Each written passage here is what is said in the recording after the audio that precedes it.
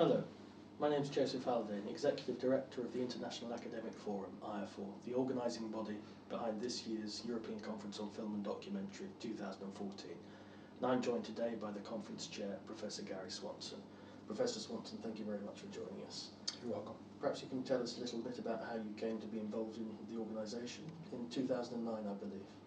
2009, I attended a conference in Osaka that you were in charge of, and met Professor Picken, and it was the ACE conference on education. I was very, very impressed.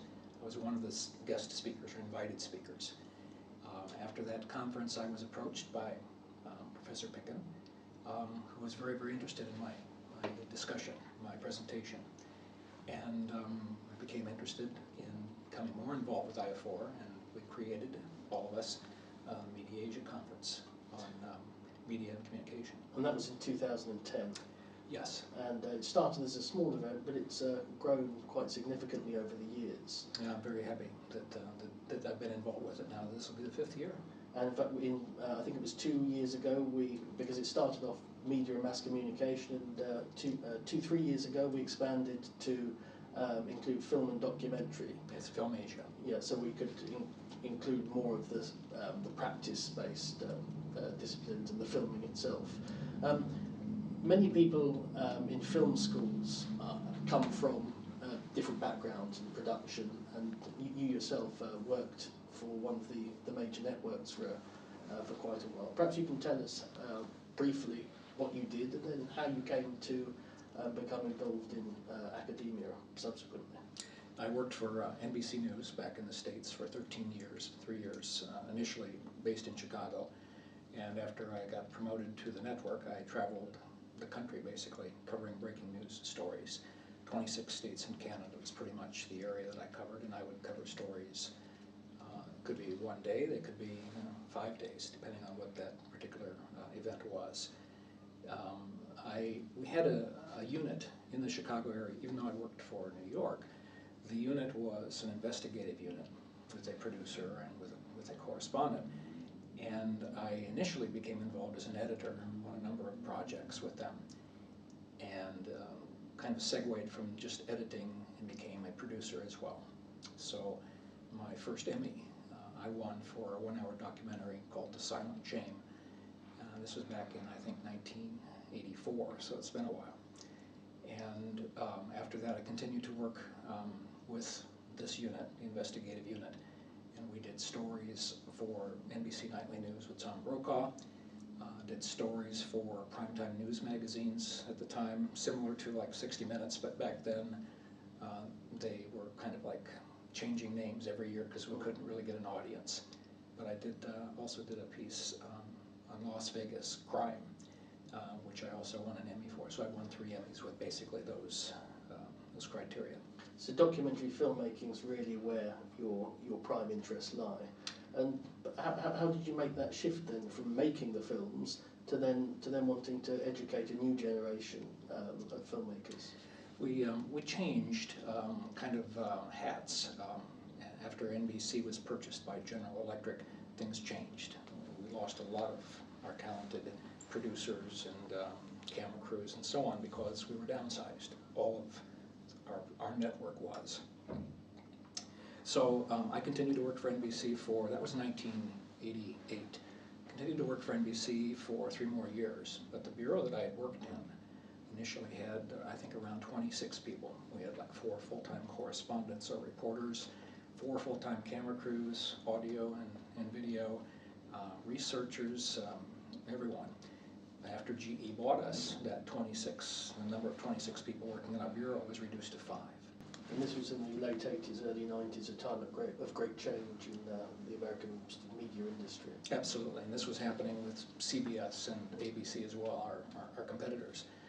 So I made the decision. I was married at the time and had a young daughter. I'd been traveling a lot, but now all of a sudden my role had changed. Instead of traveling and being able to maybe get home, I was pretty much working out of the office 10, 12-hour days, even on weekends. And the footage for the stories that we covered the news stories were fed in by satellite. We weren't traveling to cover the stories as we once did. It was being shot by our affiliate stations and then fed by satellite and then edited in the Chicago Bureau. So I pretty much had enough. We had been cut back, as I mentioned, to 5, and I was doing more work than ever and not quite as satisfied with my job. So I resigned and then went back to school to get my degree so I could teach at the university level. And that was at which university that you began your teaching career? That would have been at Elon College, which is in North Carolina, but they now have changed to Elon University and actually become quite significant. And from there you went to Medill?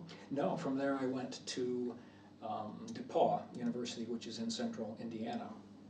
And the correspondent, one of the political correspondents, was based in Washington, D.C. Ken Bodie became the dean at Medill eventually, but he was the director of a center for contemporary media in DePauw, and he knew that I was not very happy with my position at Elon, and offered me a position as the director of television at DePauw. So I went there, moved my family, and was there for 4 years, and then Ken Bodie became the dean at Medill School of Journalism at Northwestern. And a good colleague of mine, good friend, Richard Roth, who also worked for at DePauw University, he and I were both brought up to Northwestern to become part of that Medill school. Okay, but you didn't limit your sort of academic career to be based in the United States. You also travelled, is it twice to China on Fulbright scholarships? This was when I was at Northwestern that I received my Fulbrights there. Actually back in 1989, when I was still at NBC, I had my first Fulbright experience working for the government of Portugal, RTP, Radio Television Portuguese. I was with them for 6 months, living overseas, and my role was to work with the different television divisions and the bureaus that they had throughout mainland Portugal and also the Azores, Azorish island, and Madeira. Because even though they were government controlled at the time, they were converting, and so what they wanted was my expertise at the time to give them some advice about commercial television and what their government television would have to then compete with. But yes, when I was in China, that would have been 2005 to 2007, I was at Northwestern at that time when I received those Fulbrights, and I taught at 2 universities in Beijing.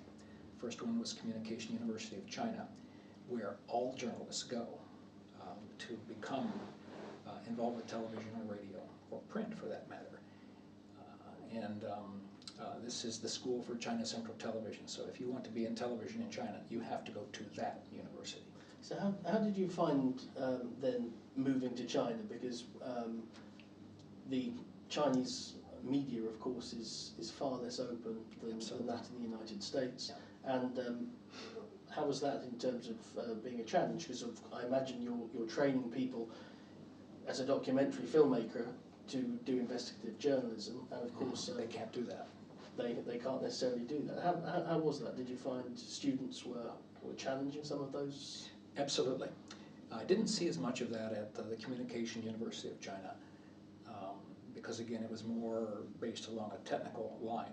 People who were correspondents or reporters or wanted to be camera people or they wanted to be audio experts.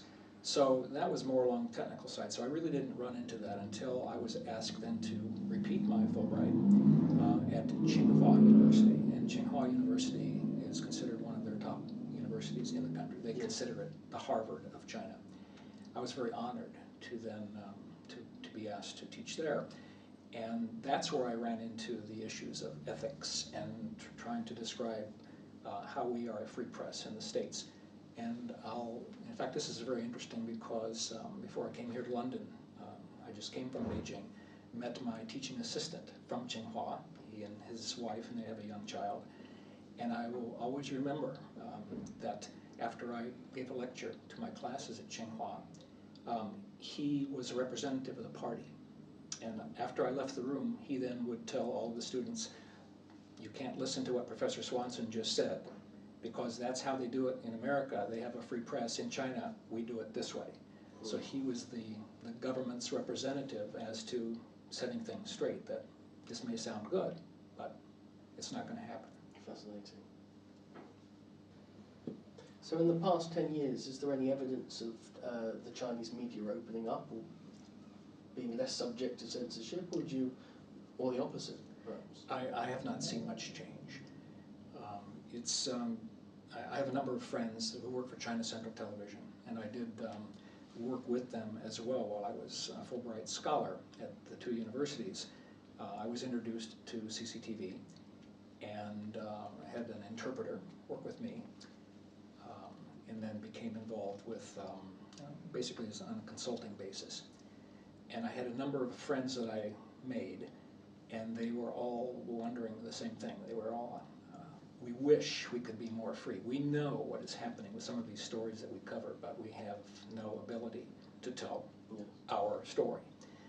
So, and do you think there's an underlying frustration? Because I mean, these people are surely trained to do just that, to go after a story. Oh, you're absolutely right. And not only that, but the government pays for them to get additional experience, like in the States, to learn more about journalism. And then they come back to China, and there's a certain level of frustration, I'm sure. So this is an empty experience for many of them, or more like a holiday? Possibly.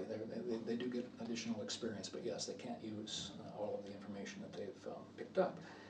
Now, the other thing which is interesting, or I shouldn't say necessarily surprising, I just came from China. I've been living there all summer with my wife and family in central China, and I have no access to Facebook, and I have no access to Google. And so all of the things that existed back in the 2005 to 2007 when I was there, they still are in place.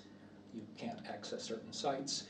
You can try and do a Google search for, let's say, well, not Google because you can't use Google, a Yahoo search, which they allow you to do for Tiananmen Square or for Tibet, and it will literally go into a searching mode, and you can come back 10 hours later and it has not found results. So they have computerized systems in place that look for specific words for searches, or even emails. Some emails I have not been able to get from the States, even today. So it hasn't changed.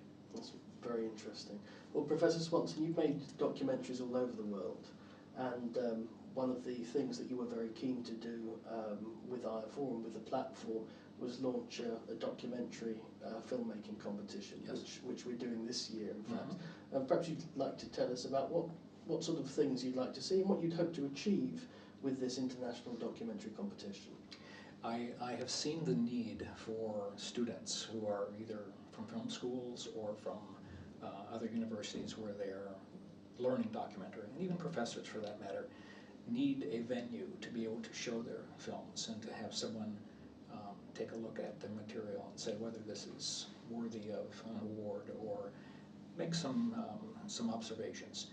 I found the need for that, especially on an international level. We have contests in America, but many of them are just that. You pay a fee and you might get a certificate, but you don't know who's judged it, you don't know how credible the organization is, and you might even get a trophy that you have to pay for to put on your wall. Yes.